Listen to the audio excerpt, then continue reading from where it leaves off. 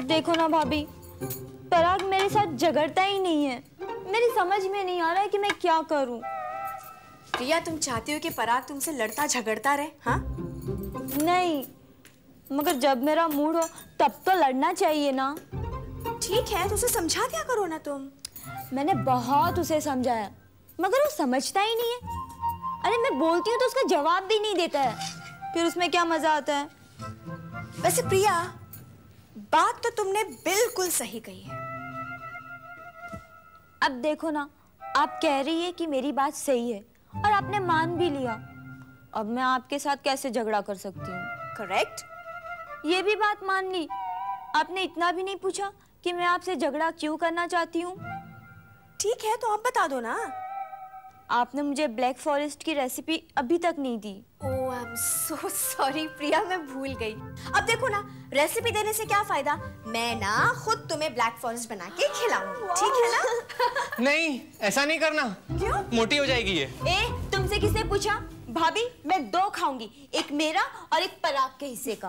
ठीक है, मैं भाभी के हिस्से का खा लूंगा। सुनो, तुम ऐसा कुछ नहीं करोगे? हाँ? लो प्रिया, तुम झगड़ना चाहती थी ना, लो आ गया पराग, अब झगड़ो झगड़ो। अरे नहीं भाभी, प्रिया जैसी भी है मुझे बहुत पसंद है। उसी की वजह से तो मैं अपने पेरेंट्स का घर छोड़ के यहाँ रह रहा हूँ। मैं उसके कैसे झगड़ सकता हूँ? पराग, तुम सच कह रहे हो? हाँ प्रिया, मैं तो किसी से झगड़ा कर ही नहीं सकता। अब आज सुबह की बात ले लो। पापा ने कहा प्रिया पागल है, उसे तलाक दे दो। तो मैं तो फौरन मान गया कि तुम पागल हो। अब मैंने बहस ही नहीं की, झगड़ा ही नहीं हुआ, बात खत्म। चलो अच्छा है, तलाक हो जाए, किस्सा खत्म। पापा ने मुझे बुद्धू कहा। नहीं नहीं, पागल। मैं अभी पापा के पास जाती हूँ। हाँ प्रिया, पापा जी इसलिए तुम्हारा इंतजार कर रहे हैं। क्या है कि उनके हाथ में जो पेपर्स है ना, वो डिवोर्स के हैं। हाँ, वो कह रहे थे कि प्रिया से जाके कहना कि मैंने उससे कहा कि वो पागल है, तो वो फौरन भाग के आएगी झगड़ा करने के लिए, और उसी दरमियान वो डिवोर्स के पेपर साइन करवा लेंगे।